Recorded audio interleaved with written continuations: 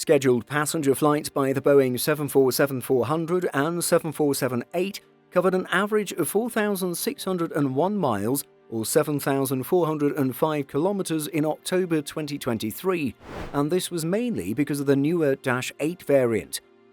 Interestingly, this average distance is longer than services operated by the Airbus A380 and all variants of the 787, A350, A330neo, and more.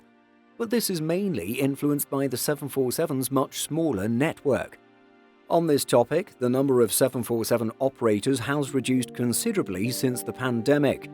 In today's video, we'll look at the longest 747 flights that were scheduled in October 2023.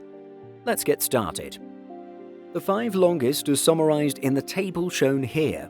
3 flights connect East Asia to North America, while Lufthansa services circle the globe, connecting Frankfurt to Buenos Aires and Singapore. If you're considering it by distance, Korean Air on the SkyTeam link between Seoul Incheon and Atlanta was the world's longest 747 flight. However, if you are ranking things based on block time, which varies in each direction based on wind, airport slots, congestion and so on, then Air China from JFK back to Beijing capital was first, despite only ranking 4th by distance. Block time is published on websites and in timetables and includes flight time, taxi time at both ends, and time for short delays. It should be short enough to be competitive, but long enough to ensure good punctuality. FlightRadar24.com shows that JFK Beijing had a flight time of 15 hours 50 minutes to 16 hours 23 minutes between September 20th and 25th. In contrast, Korean Air from JFK back to Seoul took between 14 hours and 22 minutes and 15 hours and 28 minutes.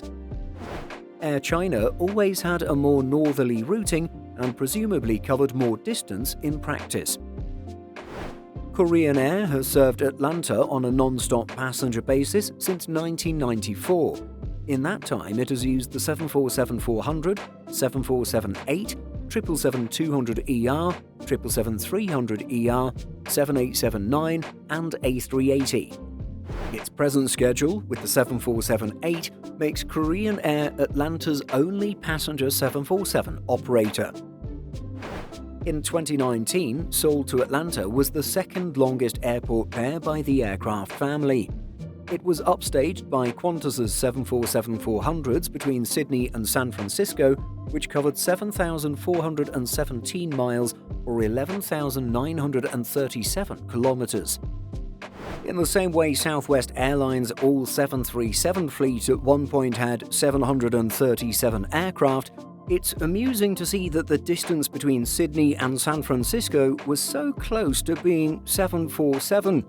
And if you look at the first 3 digits, it spells out the IATA code for the 747-100. So, will you fly the 747 on any routes listed in this video? Let us know in the comments. In addition to our daily YouTube videos, Simple Flying publishes over 150 articles every week. If you're looking for the latest aviation news and insights, visit simpleflying.com.